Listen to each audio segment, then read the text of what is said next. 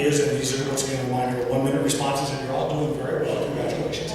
Appreciate that. Relations between local police and Phoenix Latinos have been strained in recent years, most notably in low-income neighborhoods and immigrant communities, and partly as a result of the passage of stringent new state immigration laws. What would you do to improve the trust between our city's Latino community and city police? Well, you know, I have a 1-mile segment in my district when I was council person called Palomino. It had the highest crime rate of anywhere in the city. And, you know, it took a lot of trust among the community, which was a very high population of Latinos, our city, and our businesses. But you know what? In 1998, highest crime rate. When I left, it's one of the lowest crime rates. Why? Because we brought everyone together to find a solution to the problem. We must find a way to use our power as the 6th largest city in the nation to lobby to make sure that we secure our borders and make sure that we get a comprehensive immigration reform in the federal government.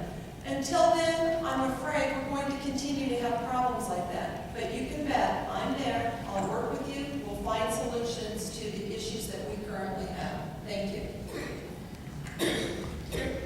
Well, I'm a candidate on stage who is endorsed by every single law enforcement organization that has been endorsement. The singular candidate who received those endorsements. I'm the candidate of law enforcement.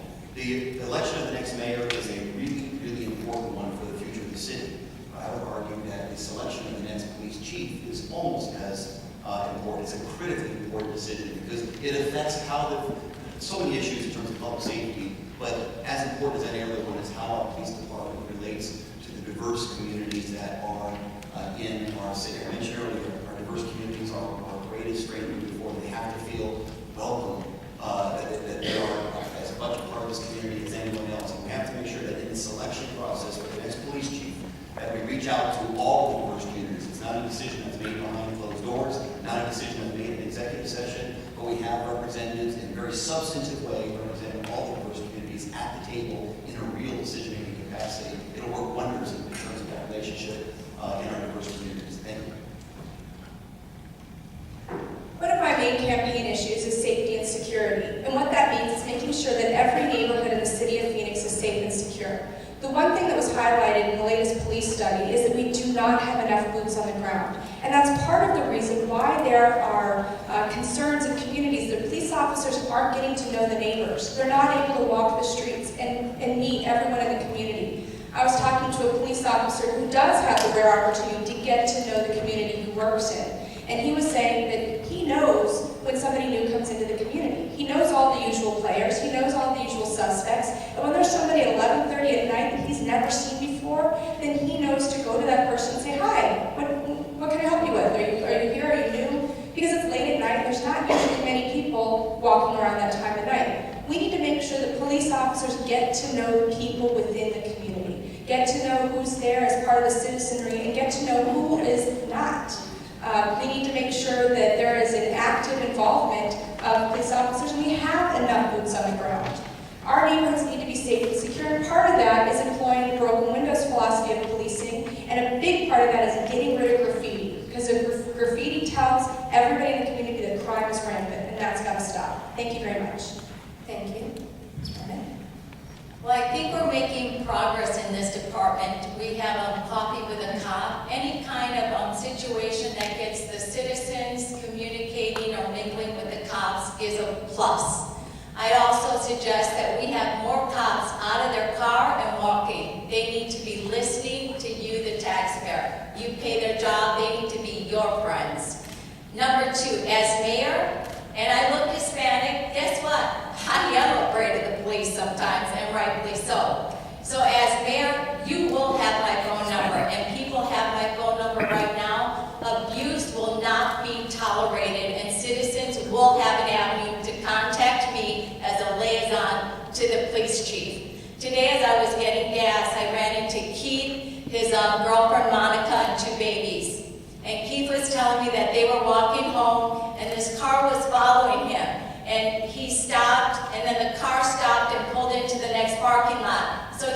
up to the cop and said, "Excuse me," because he was walking with his girlfriend and his 2 children. "Why are you doing that?" "Well, because he walked up to the car, the cop grabbed him, handcuffed him, and threw him on the ground." That kind of stuff will not be tolerated, and it will be exposed. It happens every day. I will plan to build relationship with the police. Sorry. Thank you. One thing we are very good about reacting to that stop. Well trained. You all have spouses, that's why.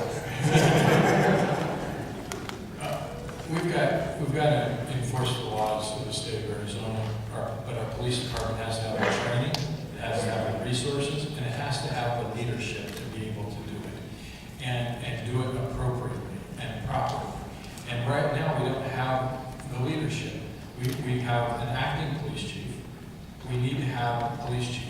We need to have that transparent national search. It should have started 4 months ago. It hasn't. We need to get on it and act urgently, because if we have the right leadership in the police department, then we can address a lot of the concerns and a lot of the criticisms and a lot of, that are going on with our community. The other thing we can't do is we can't keep putting community policing on the chopping block every time there's a budget problem. It's got to be a priority. Community policing is a top priority of mine. And we're going to have community policing, and we're not going to use it as a budget tool to threaten to get higher taxes. It's not going to happen. Thank you. I've chaired the Public Safety and Veterans Subcommittee now for about 4 years. I've been on it for 6. First and foremost, I've never heard of a community policing program being put on the chopping block. That is not something, actually our whole focus has been on community policing. I just was making a few notes here.